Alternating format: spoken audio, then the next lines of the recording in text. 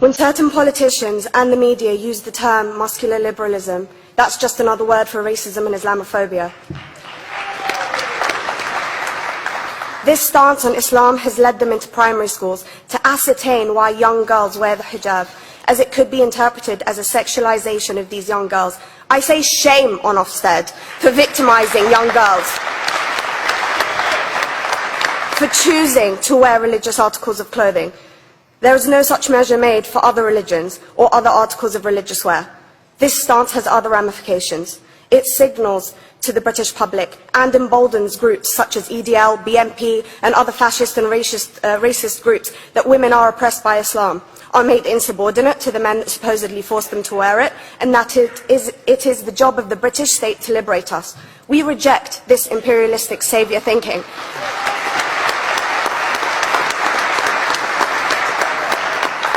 And I am here to state for all people who choose to practice their beliefs openly that we are not oppressed by our faith. Islam is not one homogeneous block. There are Muslim women who do not wear the hijab, and that is their interpretation of their faith. The Quran beautifully states, La ikraha fid din, which translates to, there is no compulsion in religion. My faith has given me the right to choose 1,400 years before the Universal Declaration of Human Rights told me I could. A fun fact for you, conference. My dad didn't want me to wear the hijab.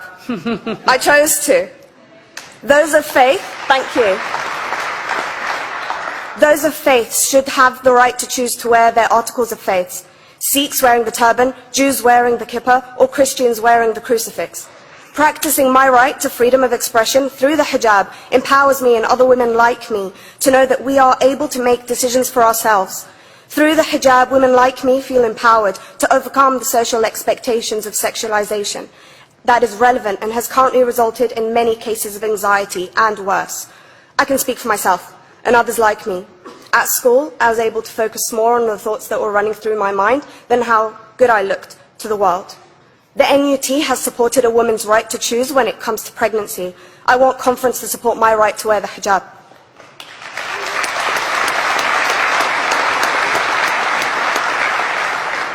How I choose to practice my faith is clearly displayed for all to see. This makes me the target of hate crime. The level of racist attacks on Muslim women is disproportionate to any other oppressed group in British society because we are an easy target. This decision by Ofsted has ramifications beyond the school gates and must be seen in the context of increased attacks on the Muslim community and perpetuates the outdated notion that Muslim women are victims. I was on a trip last year to Hampton Court with my Year 7s, where a man felt comfortable to call me a terrorist. As a Muslim woman, I'm not a victim, so I challenged him. He denied it. I'm sure you've heard of the Punish a Muslim Day. It's been spoken about a few times already this morning. And as a Muslim, I'm actually quite optimistic. They're trying to limit it to one day. That's 364 less than normal.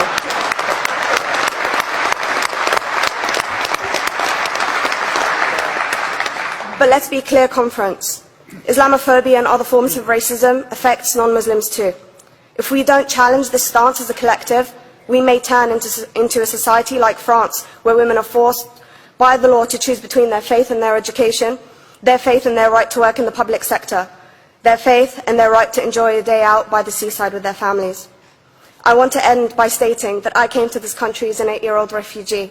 We are Palestinians, forced out of our land in 1948. We lived in third world conditions, similar to those in Calais for 60 years. Here, I received the support I needed to study law at university and become a secondary school citizenship and PSHE teacher and a school rep. An injury to one is an injury to all, and I want to thank the Union for its stance on all oppressed groups, in particular mine, Palestine. Thank you, conference. Thank you, Latifa.